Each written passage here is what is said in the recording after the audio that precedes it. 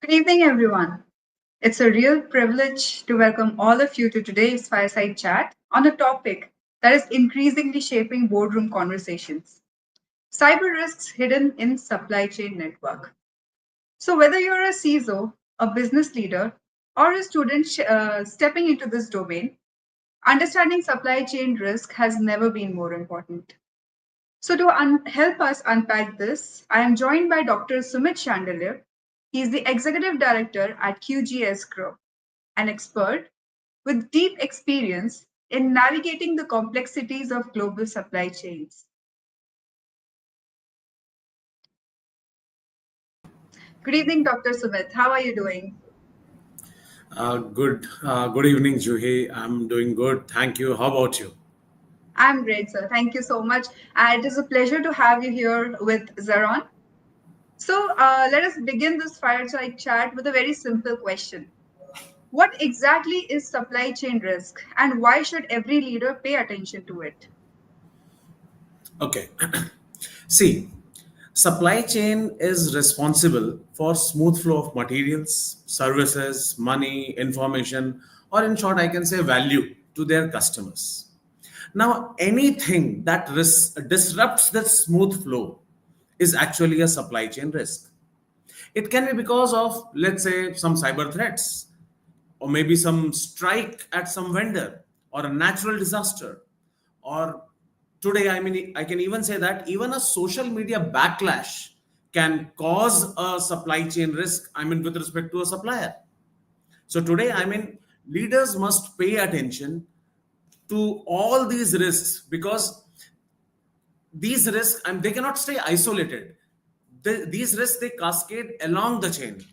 So for example, a supplier's outrage in Vietnam can stop production in Pune or Detroit.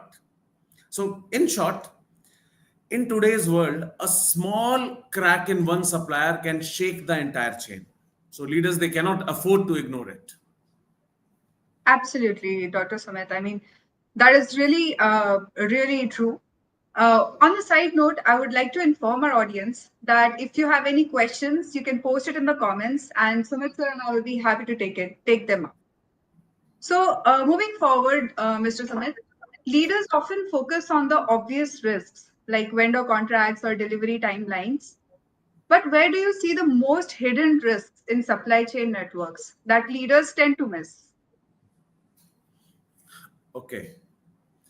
See, I would say the real danger is not always with respect to something which is, let's say, flashy or something which is big or some big suppliers because they are under everyone's radar, they are under everyone's scanner, everyone monitors them. But the risk actually lies with respect to those hidden and invisible layers, those tier 2, tier 3 layers. So, for example, a subcontractor's weak IT system or a logistic provider's lack of redundancy or over reliance on a single region for some raw materials or some components can quietly build fragility. Leaders, they also underestimate risks in data exchange, sensitive customer or product information. It often passes through some small vendors or and they have those weak cyber hygiene. So many miss this silent accumulation of risk. So I can say it is not always the big players, but those small but important part of the supply chain, they are sometimes the unseen digital links of those risks. Absolutely, Dr. Sumit. I mean, it's very interesting that you say that because at Zeron, we've seen hidden risks pop up, not just with tier one vendors, but even in the extended ecosystem, where visibility is really low, as you said. And I know that's where often threats creep in. So, and so we have seen organizations treat vendor risk as compliance checkbox, making sure suppliers sign policies or just pass the audits. But why do you think compliance only approach is not enough? And what the leaders should do instead? Okay. So, Juhi, see, compliance is like a hygiene, which is very important. But only hygiene cannot ensure your, let's say, excellence in an organization. For example, you may do some compliance activities annually, or maybe let's say monthly, but practically you are facing risk every day. So compliance is not everything. If compliance is a snapshot, then risk is a big picture and it's a moving picture. So passing an audit, holding a certificate, a compliance certificate, it does not mean that supplier won't be compromised tomorrow. So those who create cyber threats, they act daily. While compliance frameworks, they get updated in 2 to 3 years. Sometimes they even take more. So the leaders, they need to move beyond those certifications, those compliance, those checklists, and they need to establish this culture of continuous monitoring.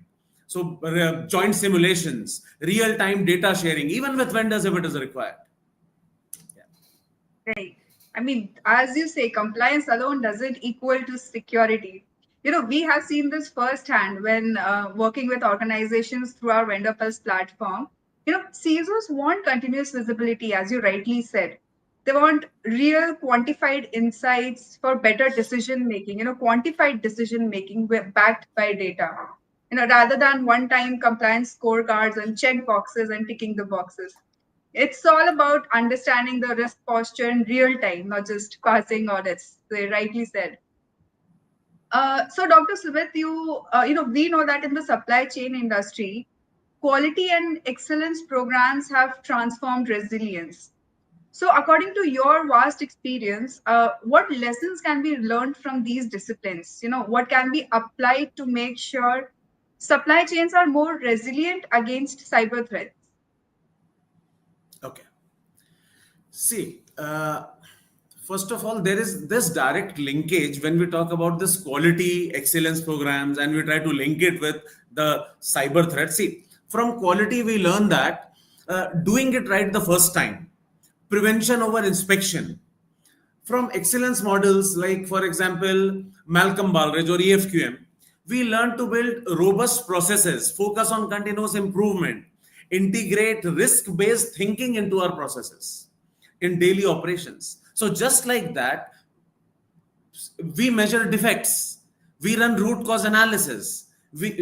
Why? To eliminate variability.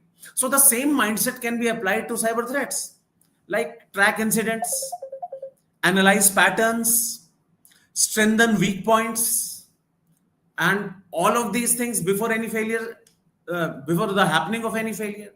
So they teach us to create a culture within the organization. So just like we say that quality is everyone's responsibility in an organization, similarly, this prevention against cyber threat is everyone's responsibility. Everyone in the chain, not just IT, they should be accountable for this resilience. Exactly. So, making this a culture, I would like you to, bring more points on, or actions on how can we bring this into the culture of an organization, because revolutionizing a culture, that is really, tough. So, can you throw some light on that? Okay. So, see, when we talk about culture, it is a top to bottom flow. It is like how the leaders are considering cyber security, the cyber threats within their own organization, how much serious they are with it, and simultaneously with their supplier partners, with their overall vendors and their entire supply chain. Now, with respect to this, I would say when we were kids, when we were at our home, right?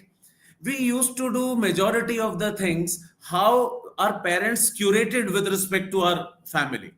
So even if it is not, it may not match our thought process then, but still we were able to do it. So similarly, if there are some good practices in an organization, those top leaders, irrespective of how anyone feels, if it is important, then it is important and it must be applied, because sometimes a preventive culture is not dependent on what other things. It is the requirement, it is the need of the hour, so it must be done. So prevention, this is purely my opinion. Prevention is something, if others are not understanding, I'm not going to put everyone at risk just because for their sake of understanding they are not considering this as important. So this has Right. to be inculcated in the culture, even if it is forceful, because this is prevention. This is for the betterment of everyone. So it's not like those good and moral values ki jab tak hum khud nahi samjhenge, we are not going to do it. It is something Right. very important, because those cyber attackers, those threats, daily they are evolving. So, Correct. I mean, we cannot be at backseat and talking about this and simultaneously doing nothing with respect to our organizations and this supply chain. Because see, right now, how we are connected. Maybe 20 years before, this could have been on some stage physically happening. Now we are Yeah. connected through digitally, where I have shared my data. You are sharing your data. We are connected to a third-party platform, and until and unless it is not secured, I'm connecting, let's say, from my organization's IP address, and rest 200 employees are connected with their own data. So it is my responsibility to take care of all these things. I cannot be dependent whether my employees are able to understand this or not. Are you Right. able to, I mean, Yes. Yes. I get this. Is yes. yeah. That's right. So, we have a very interesting question from the audience. I'll repeat. How should companies balance trust and verification when working with third party vendors? Okay. So, see, with respect to this question, I'm able to recall something I heard from one of my mentor when I used to work in an organization. It was an automobile organization. My mentor used to say, Sumit, trust your people 90% of the times, but check their trust in remaining 10% of the times. And they should not know when that 10% is going to come. So, see, That's interesting. without trust, we cannot work. It is important, but Right. simultaneously monitoring that trust is also important, so that you are not taken for granted. You are not taken for a ride. I mean, this is Yeah. what I have to say and share with respect to this question. Okay. That's an interesting answer actually. So, looking from a broader lens, do you see a link between building sustainable supply chains and building secure supply chains? Are these two goals more connected than most leaders realize, or how is it in your opinion? See, in my opinion, yes, very strongly. They are very strongly connected. Both sustainability and a secure supply chain, they require transparency, they require visibility, and moreover, a systems mindset to look at the broader picture. So, for example, the effort of Unilever, right, to make its palm oil supply chain sustainable has also improved traceability, and simultaneously it has reduced fraud, showing how sustainability and security can go hand in hand.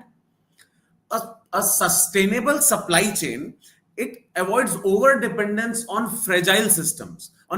It may reduce waste, and this is what is required for a secure connectivity also. I mean, that's my point. Right. Okay. Okay. Yeah, I understand. So, what role does leadership culture play in ensuring supply chain networks stay resilient against cyber threats and cyber risks? Okay.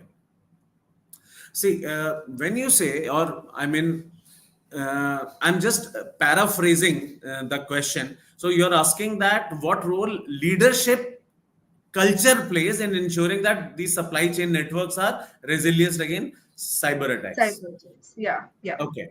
See, today there is a lot. I mean, there is a major role of leadership. Gone are those days when leadership are where they can say that we are only interested in some numbers. The Right. today leadership has to put their, I mean, they should have the knack of operations, they should have the knack of security, because vision is something 50 years beyond, 60 years beyond, and 60 years beyond, entire ecosystem would change, the entire dynamics would change, and it is still changing. So until and unless those leaders, they are not vigilant, they are not aware, how can those things flow within the system? So if I may ask a direct question to you, Juhi, you may every day, I mean, you do some task, right? and you try Right. to do everything which your bosses may have asked, isn't it? Hmm. Right. But something which they don't ask, do you do it on your own?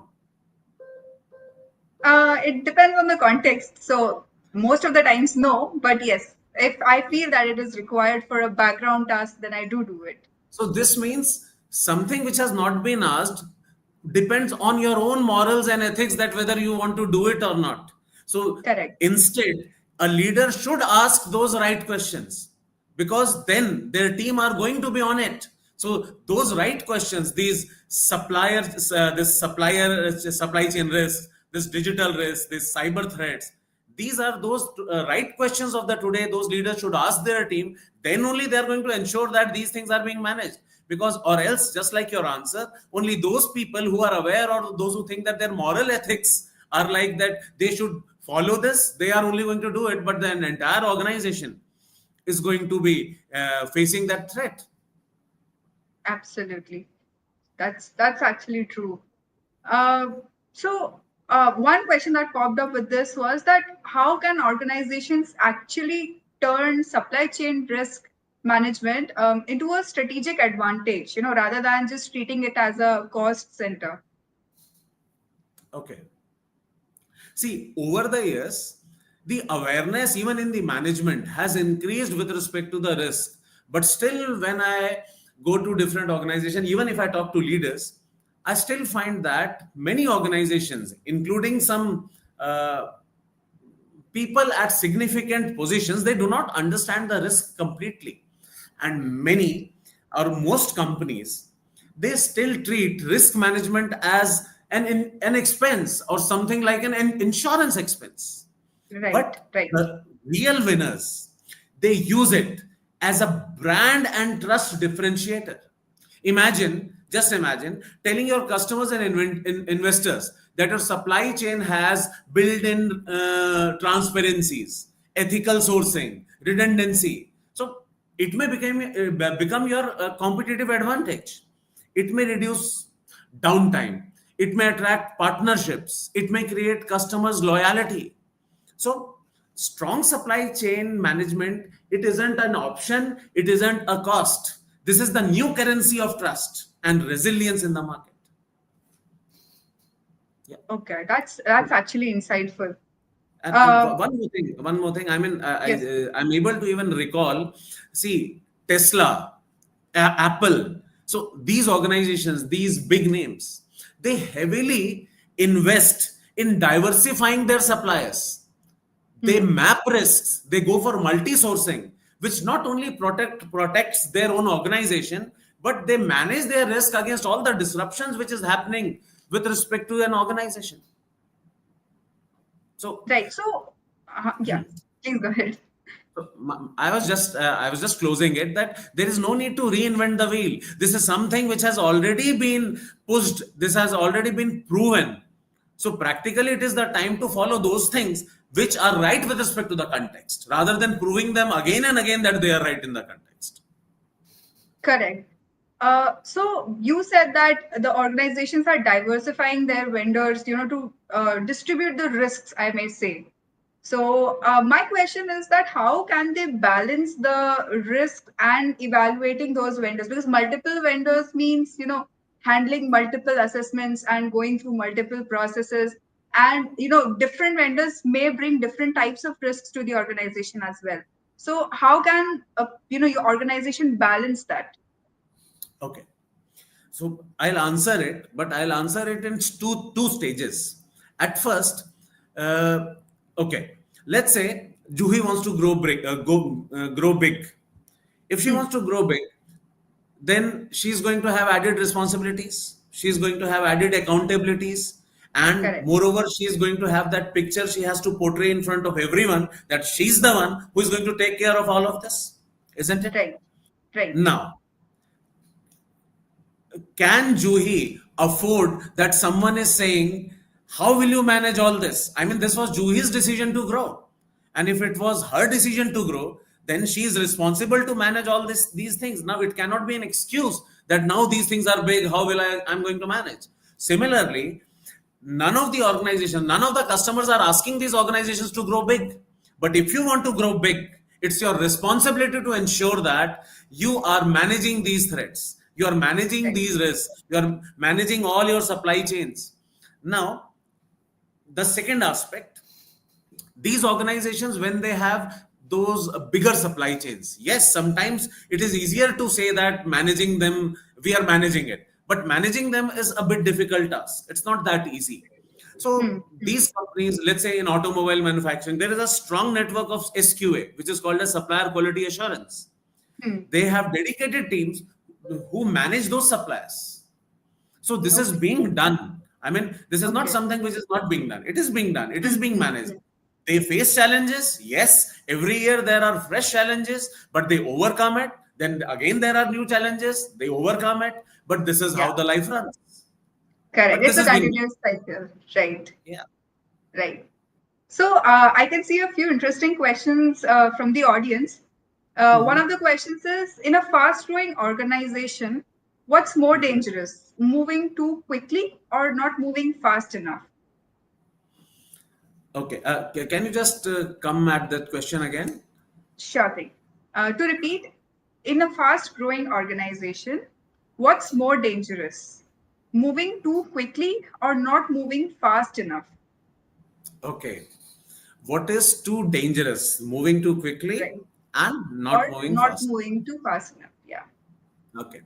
See, it would see, this question is not like a question which has a binary answer, either like a yes or a no, right? Correct. Yeah.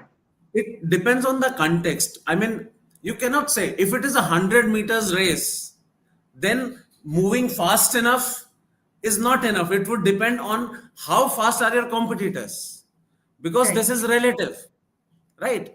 So what you consider, I mean, how fast is a fast, right? Yeah. Market has its own pace. Your competitors, they are running with respect to that.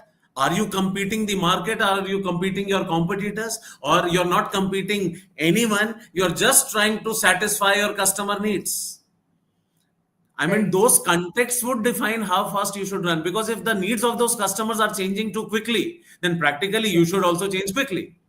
But if you Correct. are only tracking your competition and your competition is not changing, even if you do Hmm. not run fast, in that case, that is fine, because you're just tracking your competition. Correct. Correct. So there is a balance that you have to take with respect to your competitors Yeah. and with respect to your customer needs as well. If I Yeah. I mean, summarize it. something that you liked or loved in your 10th standard, you may not love the same thing in after your bachelor's, and the same thing after your master's. The need of Yeah. every customer, it changes. It changes Right. very quickly. Are you adapting to it? So you need to run fast to do that, or else your products and services would be outdated. Customers, they don't want outdated things. Right. Right. That's actually a gem of an answer. So one more interesting question that I can see here is that what's one blind spot you see leaders consistently overlook in today's interconnected world? Okay. Though this is something which I answered in one of your question. Risk is one thing. Today, many organizations, they seek it as a comfort. Okay, if it is a part of a compliance, or some ISO standard is asking it, or maybe Hmm. some document say it, so let us do it. There is Hmm. this concept which is called as risk-based thinking. Hmm. This is something every organization, every leader, it should be the part of their process, thinking process.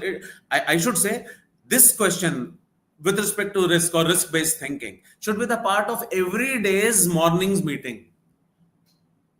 What we are going to do different today to Yeah. tackle all the risks that industry had till yesterday.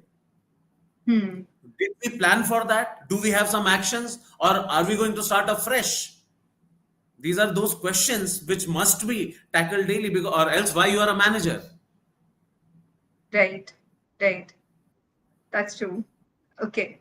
So I have one more question here. I mean, this is very related to the answer that you gave. If you had to give one piece of advice to leaders for handling unexpected disruptions, so what would it be? Okay. So, if I have to give any advice to leaders for handling unexpected Unexpected disruptions, disruptions. okay, I would say uh, hear the voice of employees. Okay. So, see, voice of customer, a buzzword, an important word, everyone should hear it, and many people are doing it. But Right. hear the voice of employees because they are those people who are your actual supply chain. You may say Correct. that they are your vendors, that is your vendor, but it is all handled by your employees. They know everything. It is because of your presentation that they are hiding some important things because you want to see only improvement. You do not want to see what is actually lying within that or beneath that. Hear the voice of Right. employees. If, Okay. see, I mean, I'll just sum it up like Hmm. every employee wants to do good. Hmm. The Hmm. point is, some know the right way, some give up if they do not achieve certain things, and some they strive very hard. But Hmm. as a leader, if you try to hear the voice of employees, then practically you are going to create a culture where everyone can thrive because you yourself also want to grow. And if your employees are not growing, then how can your organization grow? How you will grow? So Correct. that would be my advice to all the leaders. All the leaders. Here are employees. Yeah. Right. So that is an absolutely amazing point, Dr. Sumit. With this, let's wrap it up. And as we wrap up, one thing I can see from this session is clear. Supply chain risk is no longer a background issue. It's actually a strategic priority now. Leaders who invest in visibility and resilience will be the ones who thrive in this uncertain world. I mean, I'm sure you would agree to that. So with that, Dr. Sumit, thank you so much for joining us in this fireside chat and sharing your valuable thoughts. I'm sure the audience gained a lot of information bites and thought bites to ponder on. And this is just the beginning of conversation. So in our next episode, we'll shift gears and explore how organizations can tackle third-party risks more effectively with Zeron. So thank you so much, Dr. Sumit, with that. And if anyone from the audience or anyone wants to know about Zeron's AI-powered third-party risk management tool, Vendor Pulse, you can book a demo to understand how it can help your organization to stay safe. So stay tuned with Zeron's social media as we have something very exciting coming up soon. Uh, so stay tuned because understanding the risks is step one, but learning how to solve them is where the real journey begins. On that note, that was your host, Juhi. See you all in the next episode.